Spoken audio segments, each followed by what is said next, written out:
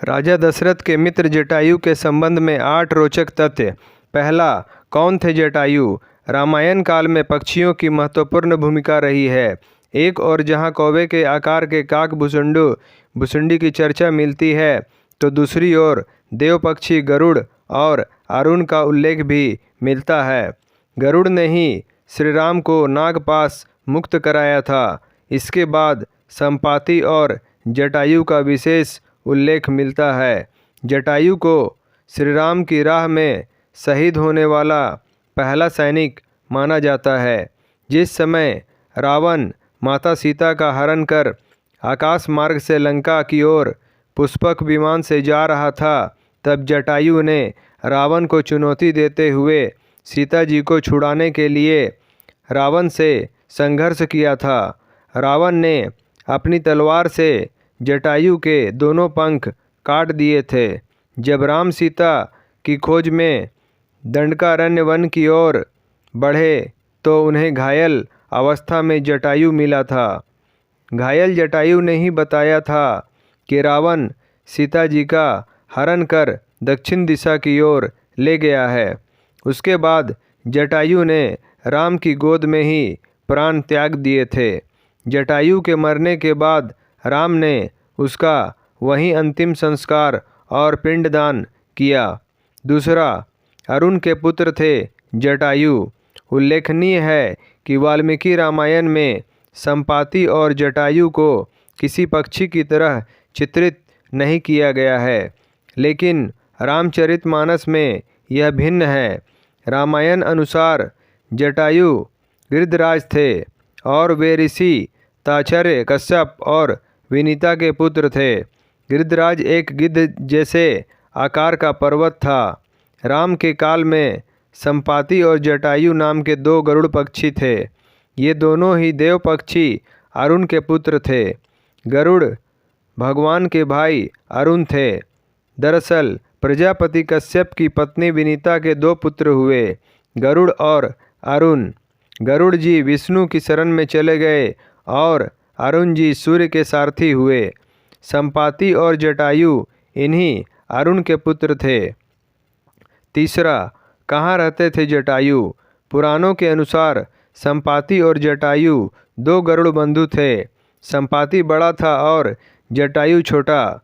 ये दोनों विंध्याचल पर्वत की तलहटी में रहने वाले निशाकर ऋषि की सेवा करते थे और संपूर्ण दंडकारण्य क्षेत्र विचरण करते रहते थे। एक ऐसा समय था जबकि महाराष्ट्र, मध्य प्रदेश और छत्तीसगढ़ में गिद्ध और गरुड़ पक्षियों की संख्या अधिक थी, लेकिन अब नहीं रही।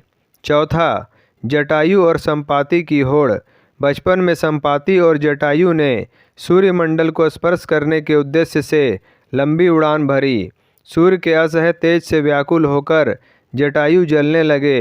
तब संपाति ने उन्हें अपने पक्ष के नीचे सुरक्षित कर लिया, लेकिन सूर्य के निकट पहुंचने पर सूर्य के ताप से संपाति के पंख जल गए और वे समुद्र तट पर गिरकर चेतना शून्य हो गए। चंद्रमा नामक मुनि ने उन पर दया करके उनका उपचार किया और त्रेता में श्री सीता जी की खोज करने वाले वानरों के दर्शन से पुनः उनके पंख जमने का आशीर्वाद दिया। पांचवा, राजा दशरथ के मित्र थे जटायु। जब जटायु नासिक के पंचवटी में रहते थे, तब एक दिन आखेट के समय महाराज दशरथ से उनकी मुलाकात हुई और तभी से वे और दशरथ मित्र बन गए। वनवास के समय जब भगवान श्री राम पंचवटी में पर्णकुटी बनाकर रहने लगे, तब पहली बार जटायु से उनका परिचय हुआ। छठा, संपाति ने सैकड़ों किलोमीटर से माता सीता को देख लिया था। जामवंत, अंगद, हनुमान आदि जब सीता माता को ढूंढने जा रहे थे, तब मार्ग में उन्हें बिना पंख का विशालकाय पक्षी संपाति नजर आया, जो उन्हें खाना चाहता था।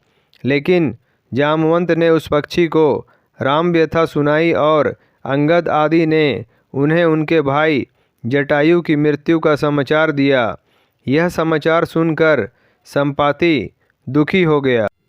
7वां, जटायु का तप स्थल जटाशंकर मध्य प्रदेश के देवास जिले की तहसील बागली में जटाशंकर नाम का एक स्थान है, जिसके बारे में कहा जाता है कि जटायु वहाँ तपस्या करते थे।